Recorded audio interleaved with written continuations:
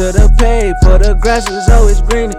I don't do no labels, I call it how I see it.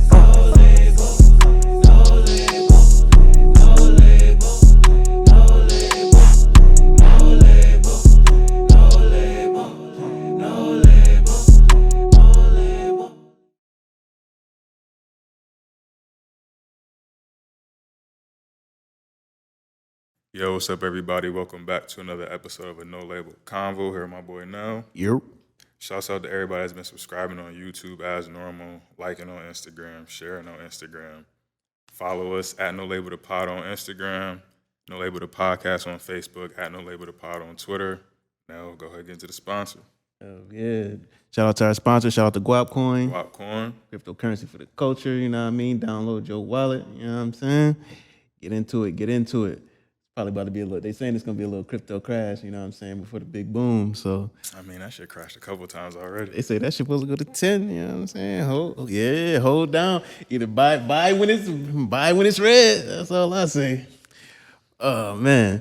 Next, we got an artist. We got a Buffalo staple sitting in the building, man. Like, if you're in the art scene and you haven't seen him, you wasn't in the art scene. Like, he's been for like the past 10 years, like, been from music to fashion to just like hosting events, like it's one of the best performers in the town, hands down. Appreciate that. You know what I'm saying? Been on tour. You might have seen him overseas, taking pictures with Westside, taking pictures with Virgil. You know what I'm saying? Like this man he's crafty. He's crafty. You know what I'm saying? That's a good word to use. Yeah, and shoot. The man behind the brand, the cafe. Man, what's good, Billie Esco? What's up, man? How you doing, bro? How y'all boys doing? Great, bro. Living good, bro. Living Appreciate good. you pulling up, man. It's funny because you know I really know you. So I know this nigga since summer camp type Bro, shit. So since a young youth. since like he was too young to hang with us type shit, but he was with us though. Like so. Nah, he always tell those stories. Word, yeah. So shout out to my boy, but thank y'all for having me. I appreciate this shit, man. No doubt, What's up man. with y'all? Shit, man. I think we should kick off with the story you always tell about him. To where Oh, y'all was going to like the Kendrick concert or some Oh, shit. yeah. Yeah, we need to know what pants were. Yeah, we was on. This is my brother was. He was cutting hair. He was living out of the spot next to the barbershop. Yeah. And we was going to see. It was like a Black Hippie. It was the Black Hippie tour in Cleveland. Yeah. It was me, you, JC, Yeah. the Dons. Yeah. Shout out to my Yeah, boy then my Don. brother. Word. Yeah. And then we was waiting for Esco. Esco pulled up with some pants that had an insane number of pockets. We counted. It was like 20 something. And I was like, yo, what the fuck pants is these, bruh? Yeah, what the fuck? I don't even. You remember the pants? That's funny as shit. Wait, I don't know. Wait, was it pockets or zippers? I want to say it's a combination of both. It probably was. I think I know you talking about. I got a couple pair of wild pants, but you know, good pants, man. Niggas got coming. Good pants. You feel me? Yeah, I've had a number of like, I guess, style moments or like when my style was very much this. So that was definitely in the era like avant-garde. So I was really on my. We was really the youth, and we was really on our like wild shit. So we was really out here. So I know I had on, and I was going to a concert. So it's like you got mad pockets, you need shit. Yeah, I got mad phones, keys, weed, this and that. You feel me? So you know you gotta be handy. One thing I learned from growing up where I grew up, you gotta be crafty, like you said. You gotta be crafty, bro. I keep some side pockets. Though. You gotta. I be wearing my vest and shit all the time. Be having like Gotta 7 pockets. keep pockets, bro. I wear track pants all the time because they got better pockets than jeans. Like, you feel me? So it's just like I like comfort, and I got a lot of shit. So, you know, that's funny as hell. He told that story a couple times. Word, yeah. Because that era was so. Because that was like the Dat Piff era. That summer was like when. Because I remember that day. Because like you started playing. I want to say you started playing acid rap. And I was like, because I'm like, yo, what is this? Like, I keep seeing this joint on that Piff. It's always on the side, but I never clicked it. Yeah. And we was playing acid rap. Yo, that was a great in Cleveland, yeah. bro. I was like, yo, what the fuck? Damn, bro. Now that it's funny because I got a great memory for nostalgia. And I remember that concert very vividly because I think Kendrick shouted out Don's. That you remember? Don's was in the crowd and like because we was big fans of like TDE. Like low key, but at the time they was, they was still like just West Coast artists that was growing. So like, I mean, we was bumping Dot since like Section 80. And like, and it's funny because we opened up for Schoolboy and Ab Soul at the Sound Lab. You did, you was there. I think I missed that one, and I was hot about it because like that shit was legendary. That was a legendary show. I'm talking about like, for one, Sound Lab is a legendary place in Buffalo. It was like an underground venue that just allowed real hip hop, and that shit was turned. And we got the privilege to perform at one of their last shows. And it was Ab Soul. Ab Soul was the headliner too. Schoolboy was the support act. And I remember I gave them niggas some jerseys. I wonder if they got them shit. They probably don't. But I made like 2 raw ass 1990 because we was just designing 1990s. Me and Mitch. So I gave them niggas jerseys. We did the show. That was the first time I seen niggas really smoking backwoods too. Like was the nigga Schoolboy. And then that shit was lit, man. I ain't gonna front. So that concert, that was during a period in my life where I was going to mad concerts. Like, one of the reasons why I'm so good at performing is because I've been to over like 100 concerts, like in the last. I mean, now I don't really go to a lot, but like, I mean, unless I got to. But before it was like a thing. That was like my way out the hood. That was like my way of traveling without like not knowing nobody, but having a reason to go to the city and then you fuck around, like meet somebody. So like concerts helped me develop like myself, and it helped me like. Cause like I never idolize people or even like look. So when I see rappers that I actually fuck with, the first thing I gotta see is like them as a person.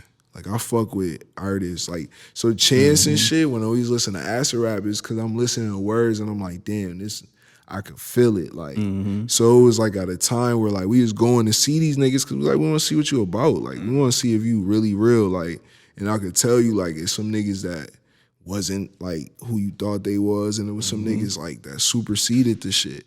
So that TDE concert was fucking crazy, man. Just going them road trips. Like I met the bad joint from Cincinnati out there too. Oh my God, she had to. Yo, she was beautifully gifted.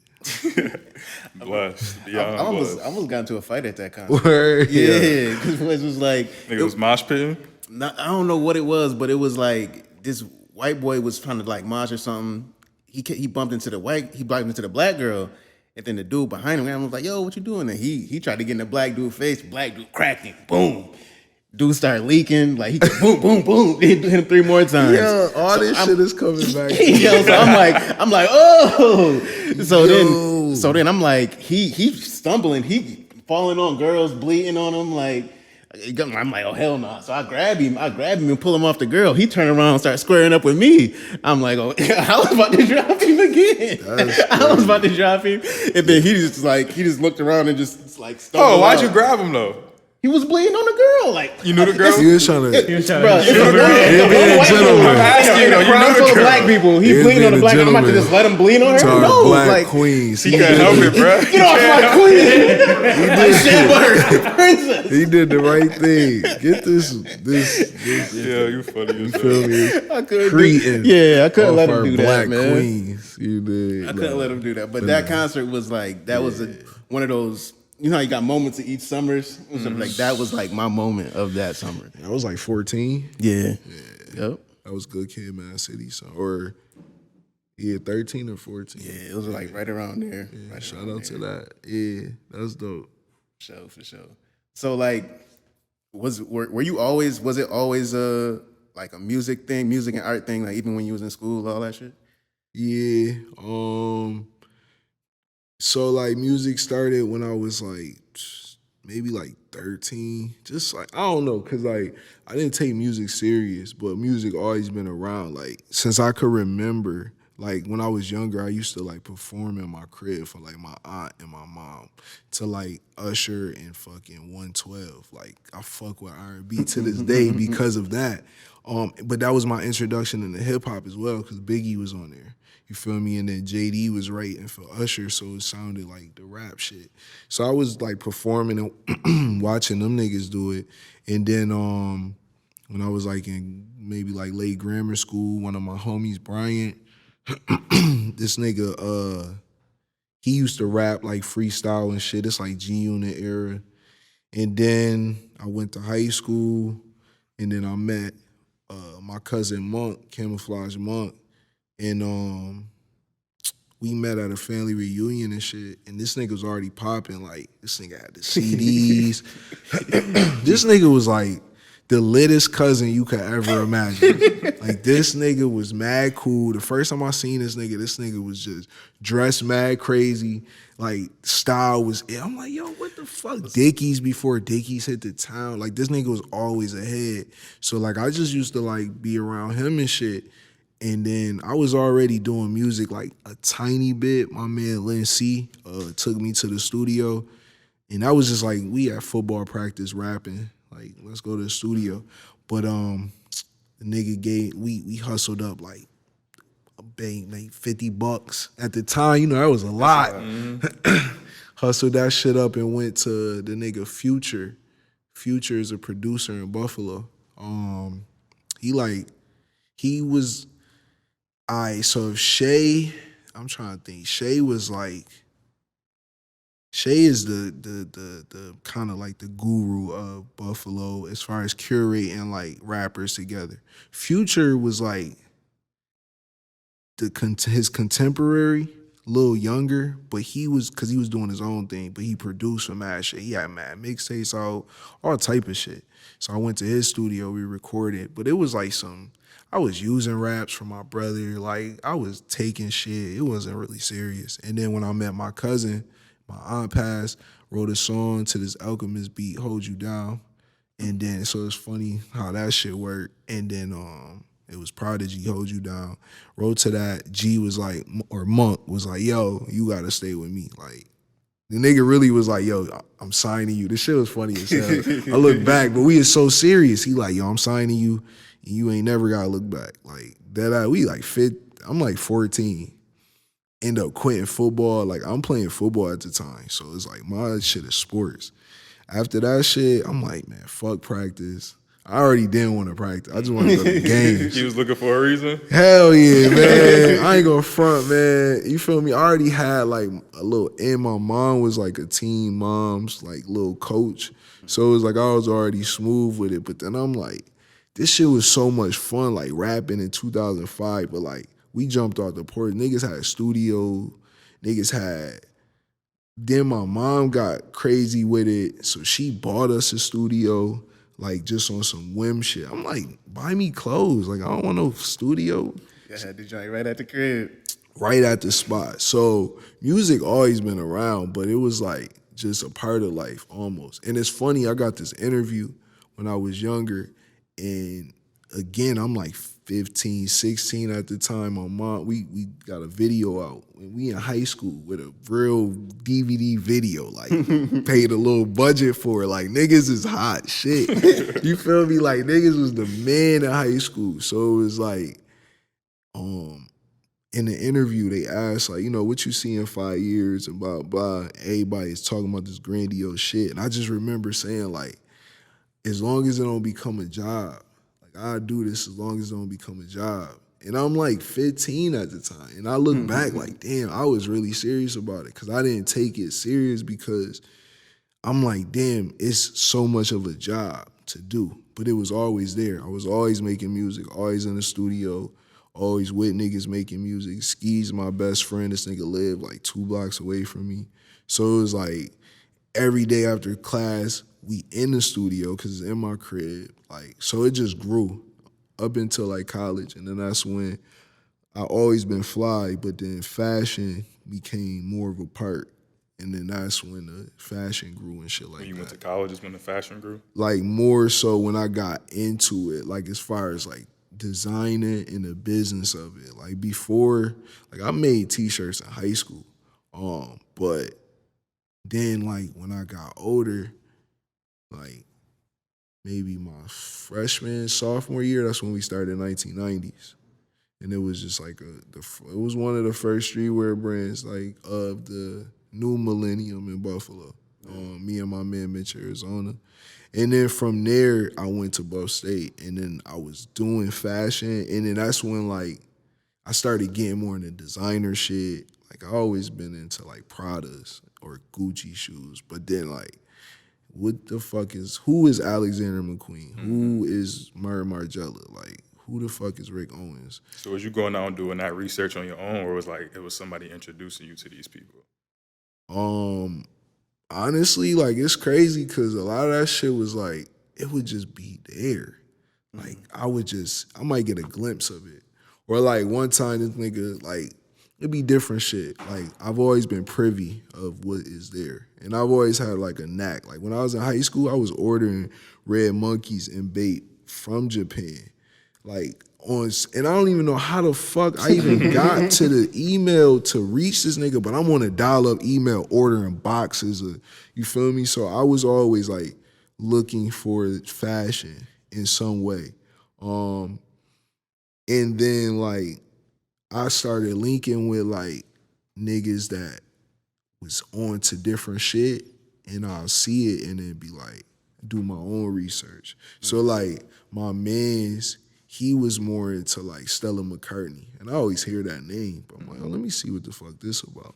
And then shout out my man Ahmed, like I would just see him from afar. And I ain't gonna lie, when we was in college, like we used to go against the New York niggas. Like now, everybody cool.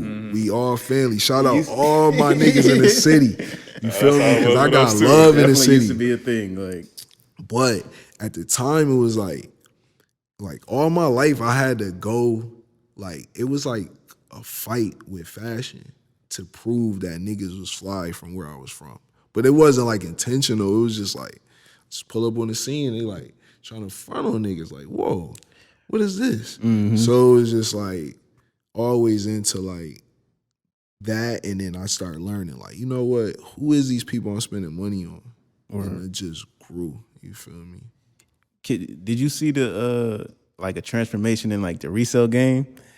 Cause I remember like I always would hear his name from, oh yeah, I need to cop some shoes. I'm about to go see Westside. Like I'm gonna see what he got. And then like we gonna trade whatever. And now resale game is stupid, vintage, whatever. Like, what have you noticed? What changed in the resale game from back then to now? Everything. But it's like it's the same thing that happens to everything that is of beauty. At some point, like somebody looks at it for too long and they start picking with it and like trying to figure out how to reproduce it and mark it up and make it exclusive. Like it's fun. Like one thing I want niggas to speak on, like when I'm whatever, it's like how influential I was in sneakers. Cause like it's funny now that shit is like just a thing. Like niggas is billionaires off of sneakers, right? And it's like even in Buffalo, we are all a part of a sneaker culture now. Like but it's like I remember when it was a time where like if it wasn't coming out at Foot Locker or motherfucking Lux, you feel me? Or what's the store I want to say?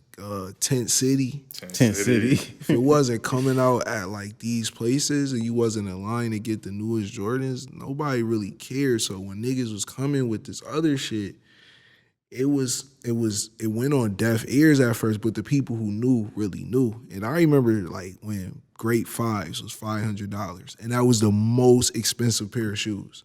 Like $500, and it was Great Fives. Yes. See, at a time where Great Fives did not exist. Like if you like Great Fives was so hard to find, it was like a myth. I had 2 pair. I was the only nigga in Buffalo with two, like, let alone one. This is like, you can't find great fives, like, at all. Them shits do. It was so many things that, like, we was bringing in, and shout out to Pounce, you know, fuck next week, because he played a major role in, like, what I say, the democratization of the sneaker culture in Buffalo. Because, like, it started from this nigga having the truths, I having all the kicks. I just had mad kicks. Since I was in high school, I never asked for shit when I was growing up. I met my cousin G or Monk, and I told you this nigga is a fucking superstar. This nigga is a superstar cousin. So he go to work and then come home or do whatever, and this nigga brings home 2-3 pairs of sneakers every week. I'm talking about everything. Then his brother is the manager at fucking Against All Odds. He the store man. So I'm talking about everything. We had LRG when niggas thought it was large. Like, you feel me? Like, we was rocking like the expensive Coogee, like the shit with like the full suits, Artful Dodger, you feel me? Like shit like that. And it's funny because then it just transitioned. But with the sneaker shit, like I said, with anything in America, it get to a point where business get involved. And then you see like, it go from a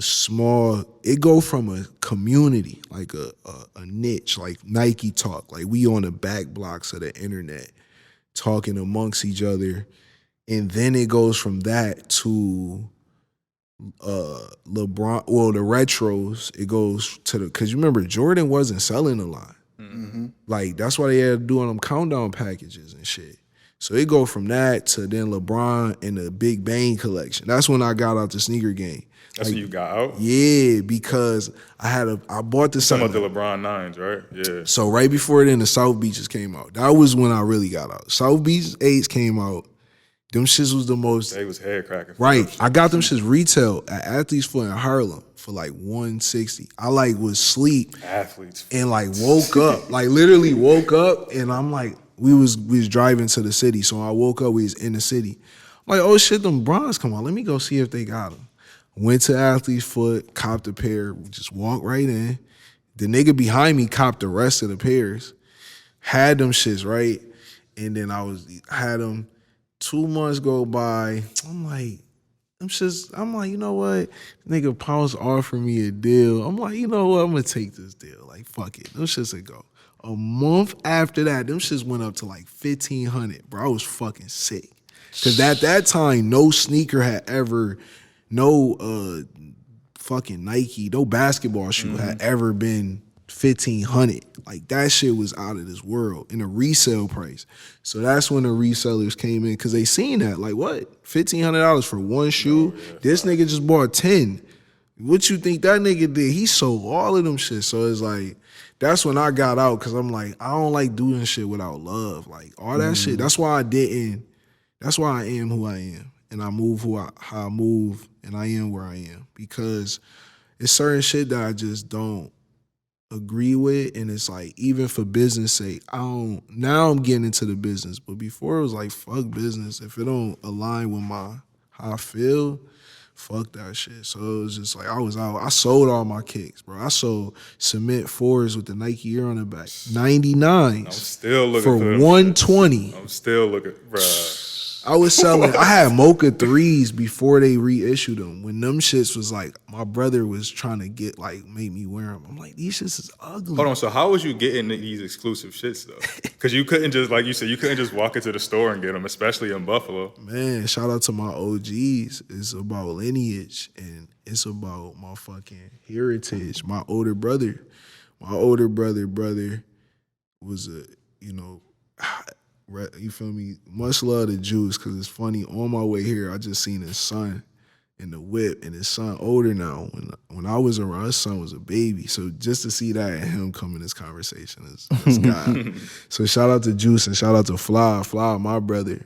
So shit, when Juice was around, he liked sneakers and he got a lot of money. And shit, every sneaker he bought 3 pair. Everything. So this nigga had a room, literally a room full of sneakers. I used to walk in his room and just be like, I'm gonna give you this 1 pair of sneakers back, and he'd just give me 5. I'm walking out with UNC foams, that still ain't never come. I'm walking out with fucking unreleased pennies and suitcases of Jordans and shit. Like, so it was like, I swear it's equivalent. Like, the reason why I never, sneakers saved me from the streets because it gave me another way to make money. Cause it was like drugs. Cause I was really getting sneakers like drugs. Like I was like you said, Bruh, niggas was coming to my house, like my mom house every weekend, like parked out, like it was a line of cars, Like, like bro, waiting I promise, to like, buy this- sneakers from this man's house. It's really like drugs. So that shit helped me a lot. Cause like it just was like I ain't want to go to jail. So it's like, listen, I gotta do something else. You feel me? First time we got some pack, nigga get pulled. And I'm with my older homie. This nigga got dope on him, and it's in the middle council. So the first time I ever get weed to sell, my man get knocked with dope, and it's in the middle council. So they trying to charge all of us, because of course we not saying nothing. But I'm a misdemeanor. I'm 15, so they can't do nothing. But they trying to throw everything at me. I learned 2 things that day. I never tell on my homies. I stay through, but I'm not fucking with this shit. Like. And after that, I just was like, you know what, fuck it. And then This is your first time. that's my first time. I'm like, what the fuck, man? I'm literally like, God, we let just you know bagged early. up like a pound of weed. I still sold the weed. Like, we was 3 for 10s. And weed, I ain't even smoked, just 3 for 10s out the locker. Big facts, man. But yeah, so I was getting them from my brother. And then after that, overseas, Nike Talk, eBay. Oh my God, I had about 50 accounts on eBay. Like literally, like no lie, 50. Like literally, I've made 50 emails for eBays because I might try to buy like 7 things. I only got money for 2, so but I want them all. So you keep doing that shit, they block you. I'm getting back on. I'm telling you. So it was just different ways I was coming into it, and yeah, man, that shit took me far all the way into like college, and then after that, I was like, just buy what I want to wear. Facts. So, during this time you doing the fashion, how did first class come into play, and just like the whole crew assembled? They're already together. Well, ironically enough, first class assembled from a sneaker crew. So like we had another crew prior to that, and it was funny because. This shit was wild because it was like some Asian kids that was in Buffalo. It was mad fly. Like these niggas were fly as fuck. Like SBs, I'm talking about SBs. Like them niggas had gold Supras. Like I'm talking about shit that like back in the day before like everything was accessible, this shit was all like a dream. So even to get like those type of things was like an accomplishment. Like it was like, cause you had to search for it. Then the feeling of you, now everybody want to be, like if you don't wear what everybody wearing, they think you don't got it. But it's like I come from an era where you literally search for shit no one has. It's same way with music, like you said, the acid rap. It was more of a kick for me to go, like my mans found Kendrick Lamar because we was battling on like, trying to bring, like I brought Nipsey to the crew. My man brought The Weeknd and Frank Ocean. Like, so it was all about exploration. Like, same way with the fashion. Like, oh, niggas want to be fly? All right, I'm really about to get fly. So now let me check out these Japanese brands. Let me see who these niggas is and what these niggas like. So for me, it was always about exploring my, like, passion. Like, whatever I like, it's like, why do I like this shit? I can't just sit there and be like, oh, I fuck with this. And I'm like, why? Like, why does this exist? Why is this like this? So it was always like that. And then to go back to your question, with first class, it started from the sneaker crew. My cousin Kanye, we call him Kanye, his name Grape. He started it. He started the name. And we already had the crew, so we just integrated it. And then about 2 years later, we end up needing a music name, me and Jay Skis. So we had some other shit at first, and then I'm just like, you know what, fuck it, let's just do first class. Like, cause our other name was like Fly something. I think it was like Fly Niggas or Fly Ass Niggas, some shit. Not like Fly Boy City or something? Nah, hell no. That was shout out to them. I forgot who the fuck was. They gonna see this and somebody was in that shit. I remember Flyboy City.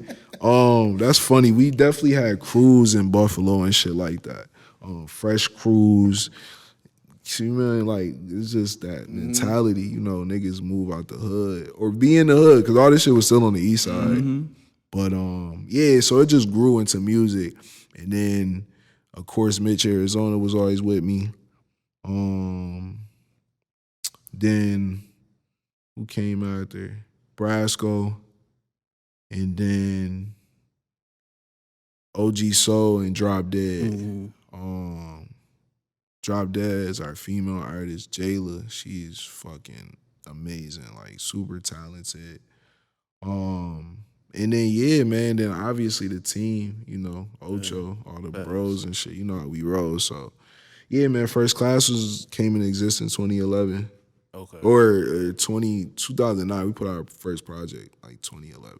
Word. Yeah. 'Cause I want to say, I think the first time I saw y'all perform was at, it was called Pure at the time. Oh shit! It was called Pure Pure. nightclub. That's venue right now. Oh, okay. What's the name? But this is when Buffalo went viral on Twitter because Joe Button was in town. Joe Button was in. Shit! Joe Button was in town. He was Shout in out the to back. Joe. I want to say Mitch Arizona was performing. No, we was performing. Both of y'all was No, on we stage. all were. I remember that shit. Say, finish it. I remember him telling this story Finish on the that. podcast, I think. Yo, but Joe got to talking shit, talking about some Buffalo. Oh man, this music is whack as hell. So da. He got lit. He got fried on Twitter. People was gunning him, going crazy. And then just crazy. And then fast forward, they playing his music at sleepers. That's a fact. You know what I'm saying? That's a fact. And that night, he did clarify his statement and say, I wasn't talking about First Class. He added us and all that because niggas, for one, we was on his ass, and then two, it was an act before us that was terrible. Like literally terrible. And he was like, yeah, no, I wasn't talking about y'all. I was talking about the act before it. This and that. But either way, yo, you know it's funny, yo, man. Life is crazy, bro. I was in fucking LA one time, and this shit is random. My cousin Kim, he throw Duce and Henny Palooza. He was like the founder of the party. So we was out there for Easter, and I ended up staying. So I was kicking. They threw a party. Send me the Addy, like, yo, come through. It ended up being Wale house. Random as fuck. Like, just mad random. I pull up, there's a security guard outside. I'm like, damn, this nigga about to give me shit. Let me right in. Like, oh, you here for the party? Yeah, come through. All right, bet. Go upstairs. I'm like, yo, who the fuck house is this? I just see mad random people in there. Then I see a chick from Buffalo in there. I'm like, what the fuck is you doing? Like, yo, what is you doing here? Shit was wild. That night was crazy as hell. I ended up running into Smoke Dizza at that shit. Ended up bagging this shorty that took me to my first Complex con. Like, it was so much shit that happened at that night, but at the end of it all, we all in the cypher smoking. Oh, my bad. We in the cypher smoking. And this nigga Joe Button come out of nowhere. Like, and I'm in a fucking cypher with this nigga Joe Button. I'm like, yo, what the fuck? That's wild. This is is this nigga Smoke Dizza, some chick, I think it was his cousin. It was a couple in the corner making out for like 2 hours. Like, literally. And I had to say making out because that's what they was doing. It looked like a movie. Like they was making out for some, I don't know what the fuck was going on, bro. 2 hours, bro. I'm like, yo, this shit was crazy, bro. They ain't pay attention to nobody. Like 2 hours.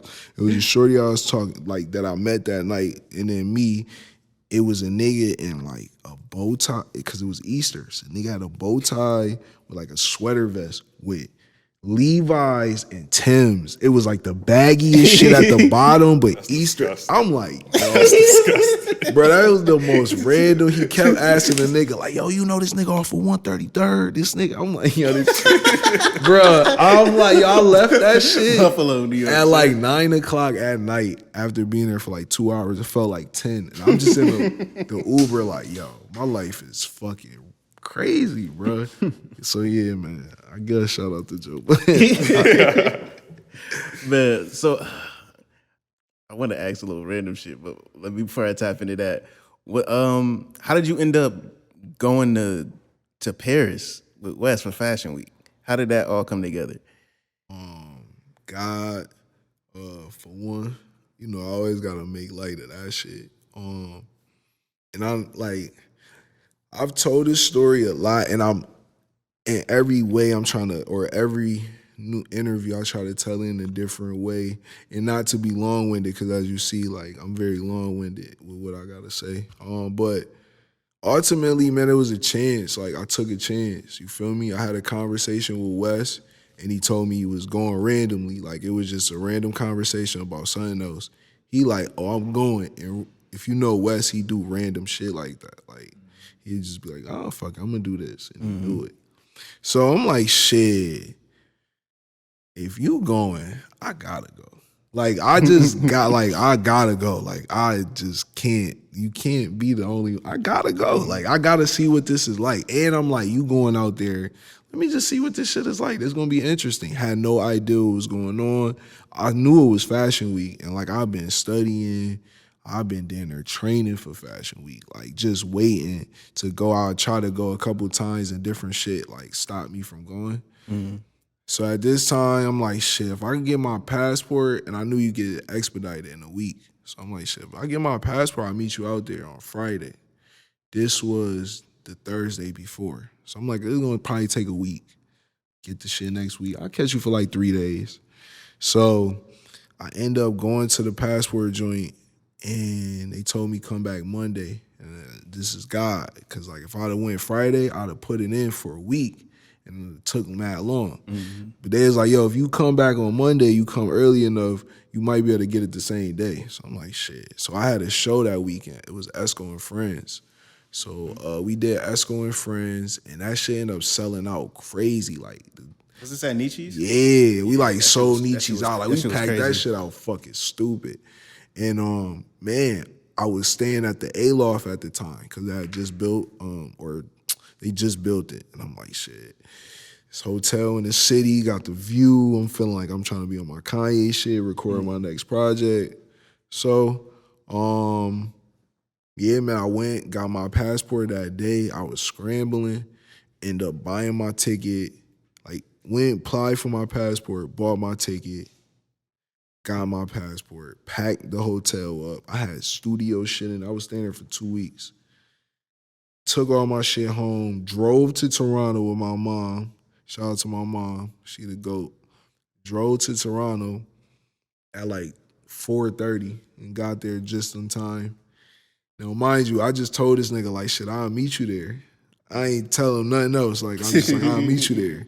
And did you tell anybody else you was going? Nah, niggas had just seen me Saturday. I knew he was going, because he called. I was with my brother at the time. Oh, He yeah, called my brother like, yo, I need an emergency haircut. Yeah, I need a cut. Need an And the emergency nigga haircut. even cut me, man. I was in motherfucking Paris looking. But you know what? I was in Paris looking mad scruffy, but it played perfect. I was still beautiful. So yeah, man, man, that shit was crazy. It happened so fast. Like, and I was so nervous, because I'm like, part of me was like, man, I could save all this money and, you know, flip it and keep moving. And like, another part, like, fuck it. It's only, you know, you got one shot. Yeah, once in a lifetime experience. Yeah. So I'm like, damn, bro. And everything was just moving. I'm like, if I get this passport, I'm going to buy this ticket. And I got my passport at 12. I bought my ticket at 1. And it was like $600 round trip. But I'm like, shit, I got to get to Toronto. And then it's crazy. Again, God, I call my mans who's going. He's D-Jack, like, road manager, and a security guard. I'm like, yo, can I ride with y'all? I got my ticket. They like, nah, you gonna take too long. We on our way. These niggas end up being late. Missed their flight. Rock Nation, they was on Rock Nation budget. So them niggas cool. They don't know nothing about me. I just told niggas I was coming 2 days ago. Mm-hmm. So if I would have went with them, I'd have missed my flight, been fucked. So I'm like, bet. I get on a flight, and I'm like, yo, I'm about to go to Paris. Like, this shit crazy as hell. I'm about to go to Paris, get to Paris. How long of a flight is it from Toronto to Paris? It was, so we had to fly to Montreal, and then from Montreal, oh my God. It's like 11. Then Montreal, we had to run around the fucking, that terminal was so fire, bro. I thought we was gonna miss the flight. I was sweating and shit. Shit was ridiculous. Get to Paris, I'm like, I bet. And once we in Paris, where the airport is, it's like outside of the city. So it's where the hood is. So when you going through, it's mad graffiti and shit. It look raw because it look like New York. But it's like, yo, this shit crazy. Like, we in fucking Paris right now. Like, so then we go through the first day and it's just chill. We meet up with Wes. Everybody get together. We go get some food. We go get weed. Check into the hotel for a day. Smooth. I'm like, damn, I bet niggas is in Paris. Like, but it don't hit me yet. It's like the next morning we wake up and it's like, oh no, matter of fact, that same day we had to go to Off-White fitting. So I'm like, oh shit, like y'all niggas got shit to do. So I'm like, I bet. Mind you, I had to pack in 30 minutes. I was just throwing shit, and I picked some of the greatest shit. Yo, bro, that shit got me on GQ, Vogue, motherfucking all type of shit. Some iconic pictures. Oh man, so fuck. So yeah, we get there, whatever. They like, yeah, we gotta go to a fitting. So I'm like, I bet we go to Off-White fitting. As soon as I walk in, I see my man Audie on the board, on the model board. I'm like, yo, this nigga from Buffalo. It's tough. Like shit. So I'm talking to the lady. Now they like, cause they just interested in West. Like no one knows I'm here. Like, who is this nigga? But I'm doing my own thing and I'm knowledgeable. I know all this shit. So it's like this shit, I know more than these niggas. I know about the brand. Then it's Off-White, it's Virgil. I've been into it. So I watched it grow. So now I'm really sitting there like, yo, I'm really in Off-White before the show. Now it's starting to hit me like, damn, this shit is crazy. Like, and then the next day we go to Off-White show, and that's when shit just was like, I found that beret looking for a charger because niggas don't got phones. When you go to Paris or anywhere in Europe, get a fucking converter and get a SIM card because Wi-Fi is terrible. The roaming charges cost mad bread. And niggas ain't had no phone for a day, so no one knew we was there. We ain't had no communication. Bruh, so we go to the Off-White show, and then that's when shit get lit. We hop out the whip. Mind you, we got blunts in our hand. This nigga got a ski mask on, hella jewelry. And that's the camera. Now they like, I got the Off-White coat on. So they like, who the fuck? And we came late. These niggas, man. Buffalo niggas. So we come late and they looking like, what the fuck?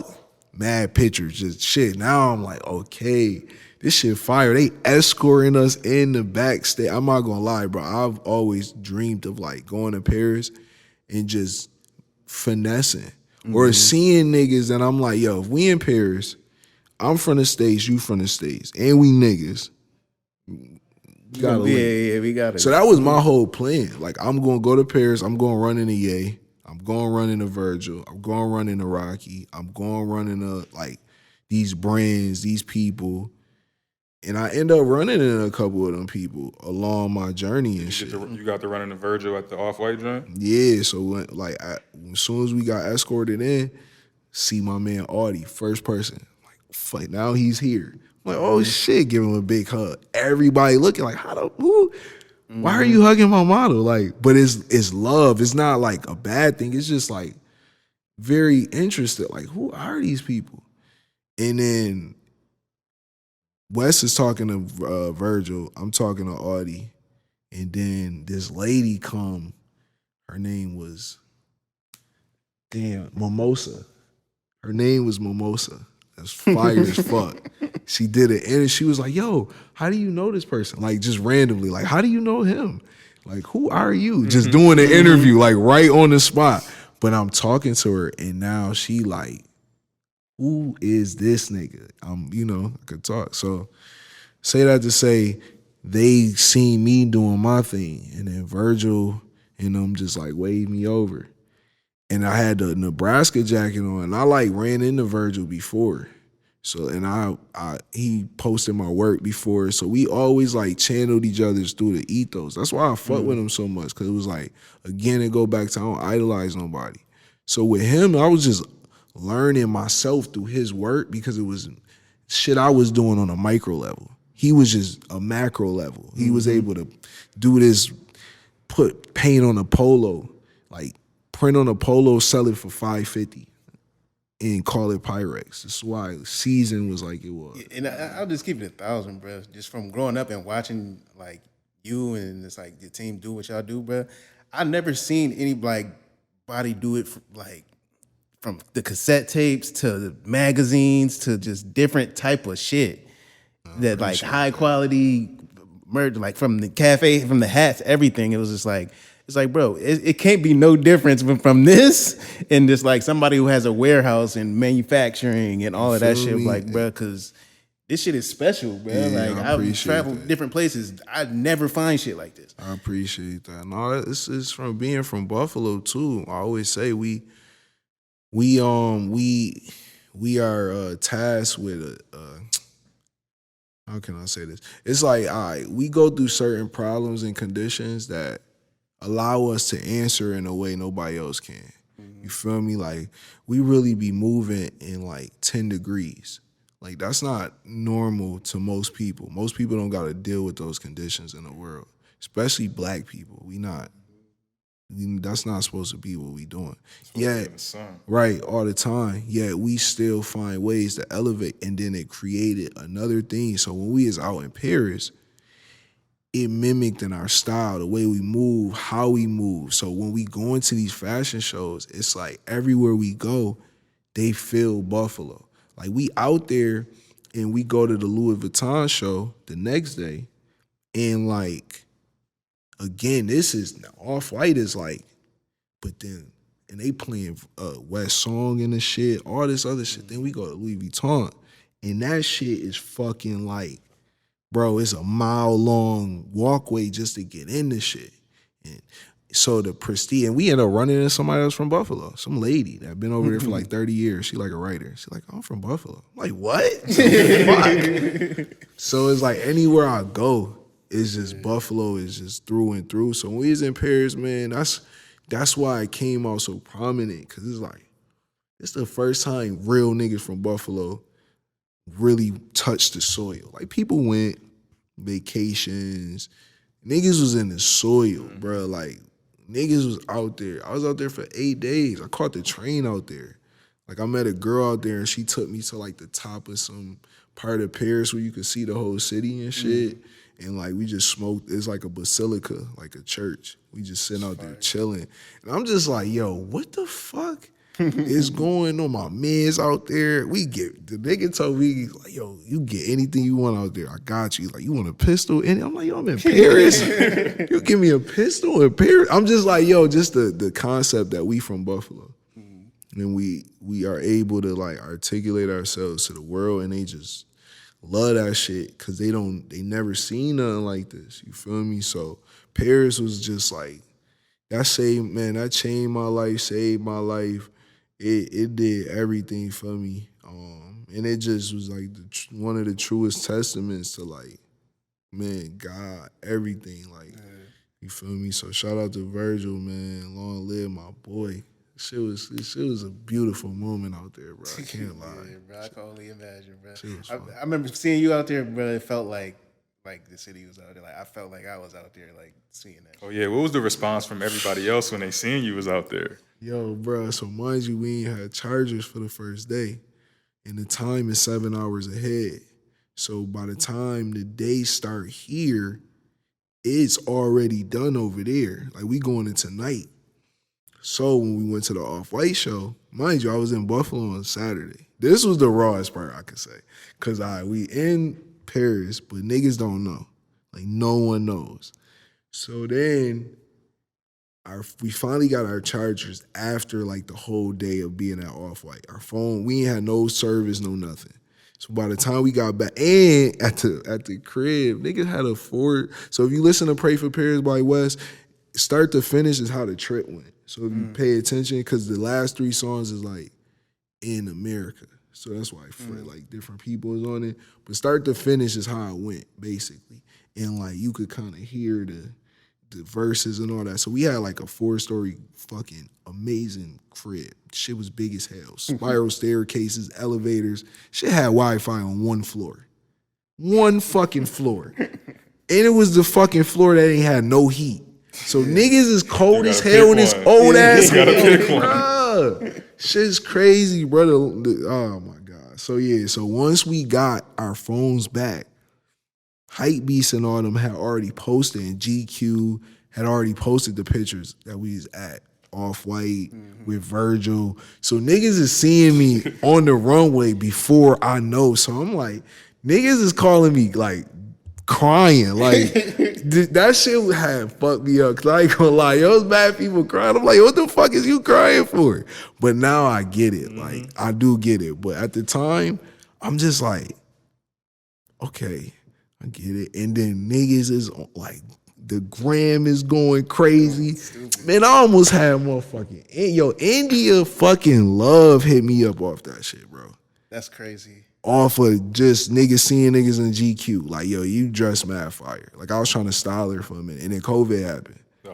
Yeah, I'd have pulled up with India.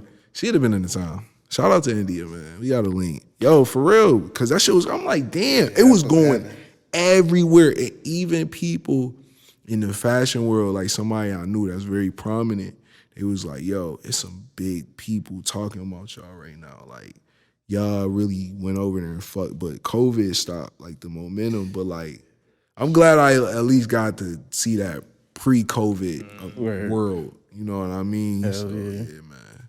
And what I noticed how huge Cafe got after that, too. Well, I dropped Cafe after that. Bruh. That's the funny part. So I started Cafe in 2016 as like a umbrella to CZEN. So Cafe is the hub that CZEN resides in, along with a bunch of my other ideals. So Cafe is just a place where it started as a place where I can put all my things through. And then it became a place where anybody could dwell that has, you know, because now we all multifaceted. Everybody do a bunch of things. But before it was like trying to compartmentalize in a like cool conceptual way. So when I got back, I'm like, again, I don't be I be in a moment, but it's short lived. I'm always thinking of the next. So that's how the products get there. But then it's like sometimes I don't appreciate the moments like I should. Because I'm always thinking of the next. So once I got back, like I wasn't even around because I'm like, it's too hot. Like everybody is trying to get around me. Like it's too crazy. And I was in the town, so I'm like, because it was still cold. So I'm like, and then COVID happened. So I'm like, my printer is fucked up. I need something to drop. And then I'm like, yo, I got this logo. So I'm like, you know what, fuck it. Let's just see, because CZEN don't look right on hats. And I was in the truckers, and I was tired of wearing Von Dutch hats. It's the only reason why I did truckers. I'm like, I'm tired of wearing Von Dutch. I can only find, because that's literally right before Von Dutch relaunch. So I'm like, shit, I can't find no more Von Dutch hats. I only want to wear truckers, and CZEN don't look right on the hat. So I'm like, Cafe looks perfect on the hat. And then the shit blew up. I had no intentions on that shit, like going how it did for what it, but God. Yeah, man. God. So yeah, Cafe now, you feel me? We're in our 3rd year. Then a big moment was, I think Westside had it in the picture with Jay-Z, had the Cafe hat on. Conway did. Conway. Yeah. Again, that was another like phone ringers where it's like, and I'm like, damn. That's fire, because the picture was like perfect for like me, because it represents what the brand represents. That was a very like structured meeting. You know, they was doing some shit there. You know, that was the joint for Khaled shit. So that was when Jay-Z and Nas had did that song. So all these niggas got on suits. Conway got on the Cafe hat. It just that juxtaposition just was like, that's me. And the fact that he just did it, like niggas, like they just be wearing that shit, like Benny, Wes, like even Gabe Davis, like this nigga, I gotta get him like 30 hats, because the man wear the one black hat that he got on his own all the time. This man be in press conferences on NFL, on ESPN, in the Cafe hat, and it's like, it's because he likes it. So I appreciate everybody that's been supporting the brand, man. We growing. We got plans to do so. Like Cafe is bigger than like this is just a Starbucks cup. I tell everybody that this is literally just the bag, the trinket that you get before you get to the cafe. It's literally leading you to the cafe. So when you see the actual cafe, you already got your thinking hat on, and you could really dwell in the space that we're trying to create. So that's what cafe really about. Like, it's bigger than just merchandise and clothes. Like, it's really for a community. And like, I implore people to like research on like where cafes came from, because that's what I did. I just looked up like, Is it like Moorish cafes and stuff like that? you feel me? The Moors are like between like 1500 or 1400s. Maybe a little earlier too. They just trade houses. They smoke hashish, drink coffee, talk shit, trade languages, and I mean, it's just a spot. But it's black people in 1300s. You feel me?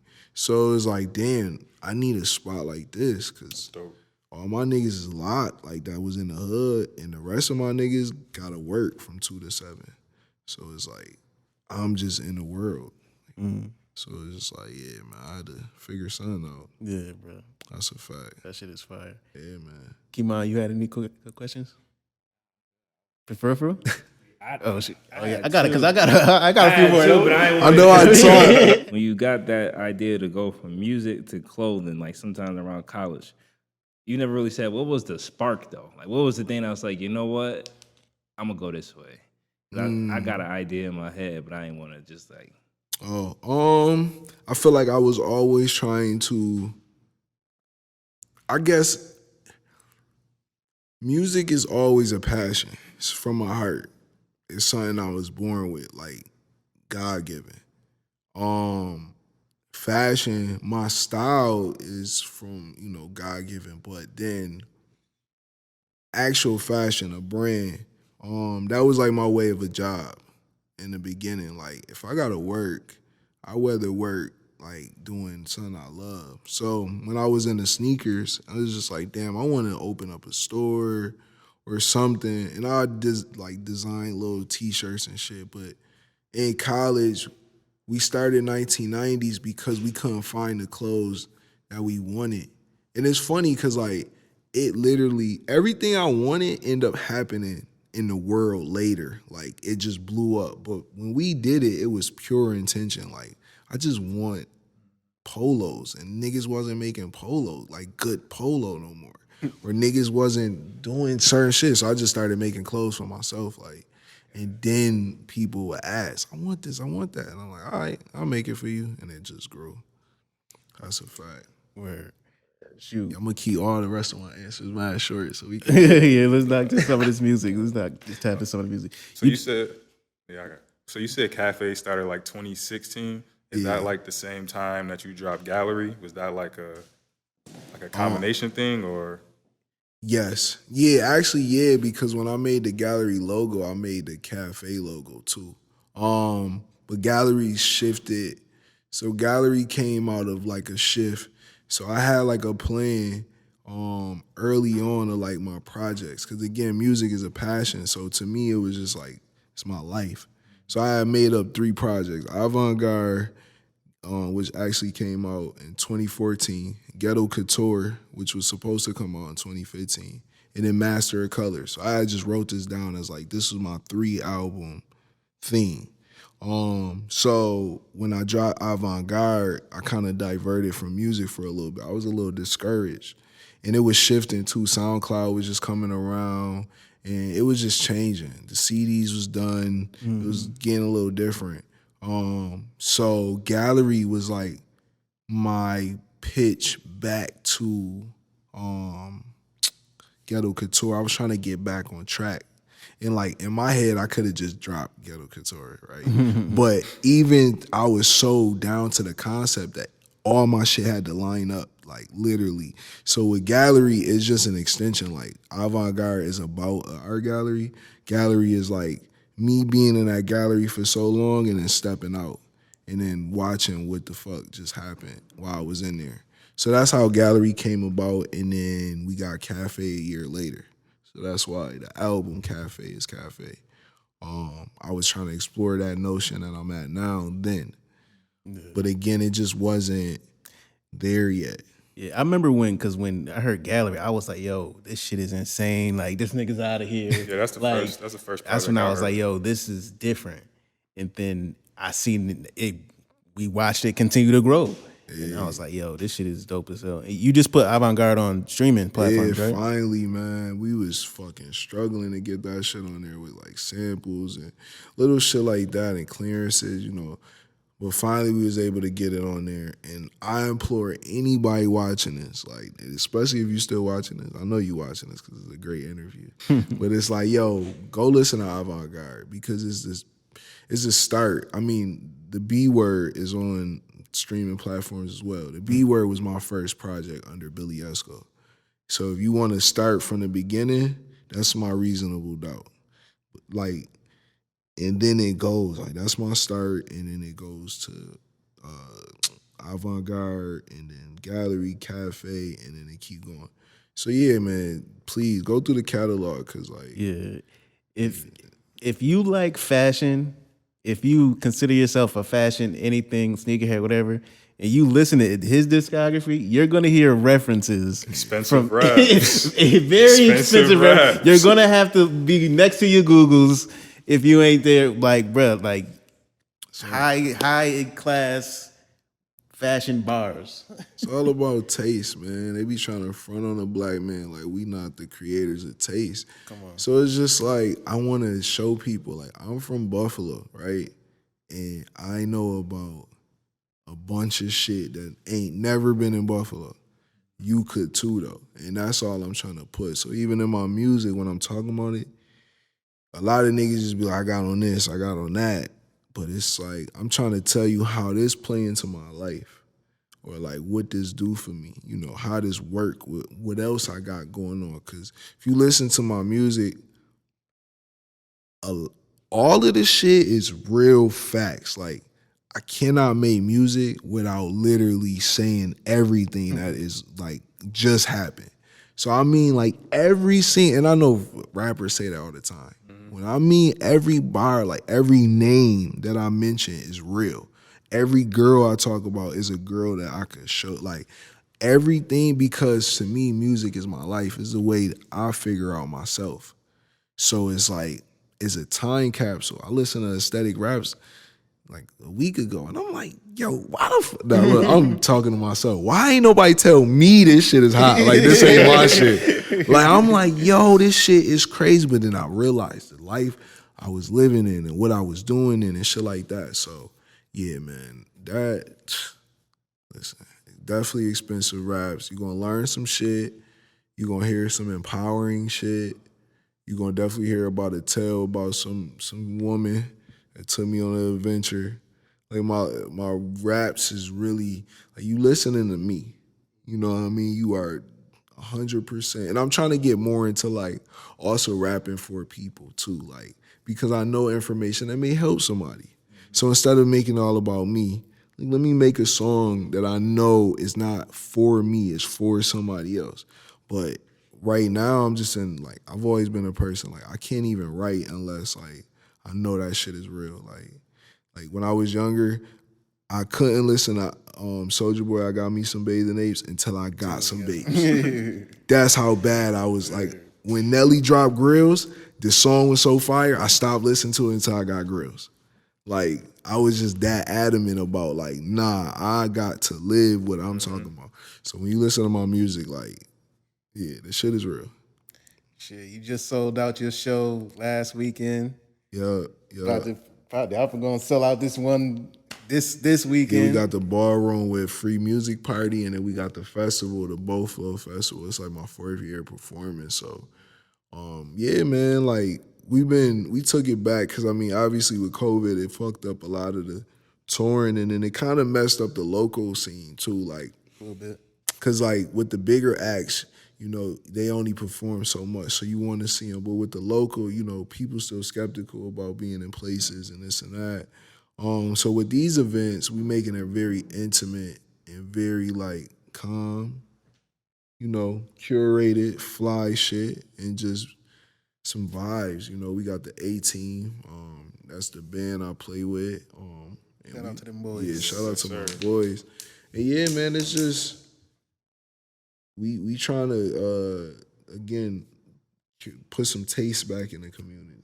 You feel me? So even with the music and how niggas perform, like we want to show people like you could be smooth, talk that fly shit, talk that whatever you want to talk, and then still jump out, do a rager, still jump out, and then hop on Rolling Loud.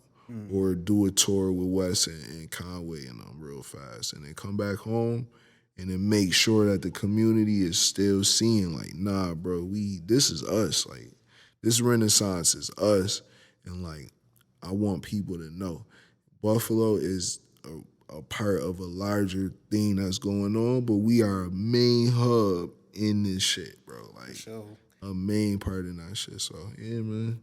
It's the little kids himself. He said it, man. Yeah, man. Yeah, man. Well, my last question would be, what part did your faith play in all your success and everything that's been going on? Man, everything. I can honestly say that it's challenged all the time. And I learn a lot from my faith, how much I have in certain situations, how much I should have applied, or you can never have too much. But I've learned a lot from leading with my faith, like, you feel me? And just more than anything, believing in like, yo, bro, I'm trying to just be, my shit is like, I'm trying to get my soul right, bro. And like when I say that, it's like it could go this way, that way, but it's like ultimately, bro, I cannot get that out of my head that like I have to make sure that like whatever I do here is like I do this shit right. Like I'm not trying to keep doing this shit. So it's like it plays out funny because then I'm in the world. What you mean by you not trying to keep doing this shit? You mean just like, man, it's just like I want to grow. I really want to grow. And I want to, there is a very high level of growth that people can reach. You feel me? And we praise that and we deitize people who've reached this level. And it's not like, it's just a model to look after. Like, I just want to be right in myself. And when I say like not doing it again or making sure I do it right this time, is like I just feel it in a place that I can't explain in words, that like every action is accounted for. And I gotta make sure that my actions is in alignment with what faith has provided my vision to be. Like I be getting damn near like, bro, I be just thinking of some shit and it'd be like, yo, if you do this, like when I Paris, like if I wouldn't have did it, like just thinking about it, like it would have never happened. Like, but it'd be something in my head that be like, no, it's that voice that you listen to or you don't, but it's like that shit deep and that shit always been loud since I was a kid. And it's like, it's always led me in a direction that I am now. So that's why I am the way I am. Like all of this is like my intuition. I just be, bro, it be my intuition. Like, nigga, get on your like truckers. Next thing you know, truckers fucking the biggest hat in it. Bro, I did not think. I just did it for me. And you know me, saying I done been on 50 different styles. And that's just with fashion, because that's my expression. But I'm talking about knowledge-wise and people, or like rappers and music. Like everything that I've looked into that my intuition told me to follow, that shit is all, it blew up in a major way that it affected the whole ecosystem. Like Virgil was just an intuition. He ended up changing the game. Nip was just an intuition. He ended up changing the game. You dig? Like, so it's like, I just, in my heart, I feel that way. So now I'm like, damn, as I'm getting more conscious and older, it's like, I gotta make sure that like, I don't be fucking up. Like, I don't be doing dickhead shit. I don't act like this is my first time around. Like, I can't act like I don't know what I know inside of me just because I'm trying to be cool. Like, nah, bro, you could think what you want, but like, I'm educated and I'm from the hood. Like, but at the same time, being from the hood made me educated. So it's like all of that shit is in me, and I'm just making sure like I stay in alignment with that shit. So that's what I mean. Just making sure like I don't look back and be like, damn, I fucked up. You know what I mean? Like making sure I leave the right legacy. You did. Follow your intuition, folks. Yeah, man. Facts. Follow your fucking intuition. That should take you wherever you want, bro. I done met my Tumblr crush off of intuition, bro. All of that shit, bro. I promise you, bro. I promise you, you watching this shit, follow your intuition. Trust your gut. Trust God. Don't lie on your homies. Be a real one. Hold down your family. And you feel me? Be cool to the ladies. Don't scare the women. You dig? That's a fact. Don't scare the women. Nah, for real. Respect Niggas the be ladies. scaring the women, bro. It's crazy. Niggas be scared, though. Shit, man. You got anything else now? Nah, man. That's Anything else you want to say, bro? I think I said a lot. I think I said a lot. I was in my car like, yo, I ain't gonna say too much this time. I'm trying to. We got it just right, bro. Nah, man, I appreciate y'all having me. And the train about to come too. Right? That's Right crazy. on time. I remember. I used to be trapping in this building, so I remember this motherfucker. Hell yeah. That shit catches every time. That motherfucker gets you. When I was downstairs smoking, that shit came like 3 times. I was like, yo, word. this is a perfect Get it time. out the way, yo. Yeah, get him out right now. Get that shit out the way, boy. We used to record in here, all that shit. So I know. Did y'all ask all the questions? I know. See, that's the thing. We could have we could have gone for a while. Yeah, As long as y'all We could have kept going for a while. Yeah, Cause you like- was answering shit that like I probably had in my head, but it was like as you was talking, you was answering it. So I ain't about to interrupt. Yo, that's the thing. I gotta like leave space. It's you do good because you stay on track. Like, I feel you. I be do keeping good. in my head of like, damn, okay, make sure you go. As long as you talk, make sure you answer a fucking question. Yeah, and it's not like you like monotone and like boring with it. Like you got charisma when you talking and shit. So feel like you engaged in the story every time. You read my mind, huh? You read my mind, brother. Shit, all right, bro. Appreciate you pulling up. Nah, man, thank y'all for having me. Thank y'all for listening. Appreciate y'all. Like, this has been dope. We gotta do like a part 2 on strictly music. Definitely do got. Like, I swear, every interview I do is always gotta be a part 2 because I talk a lot. But I appreciate it because it's real information. Yeah, man. I'll be back soon, man. For a fact. For his you did. Where in the world, Billie Esco out now. Part 2 coming soon. Catch me live in a couple cities. Dates up. Uptown Chase on Instagram. Chase De Niro on Twitter. I'm not on the book. Look for me. If you see him, it's not him. It's a fake page. You feel? I think Cafe got some shit on there. I might be. I don't know. I don't be on the book though. So whatever you see, listen, man. Yeah, all right, man. No label the pod. We out. Peace. Sirski.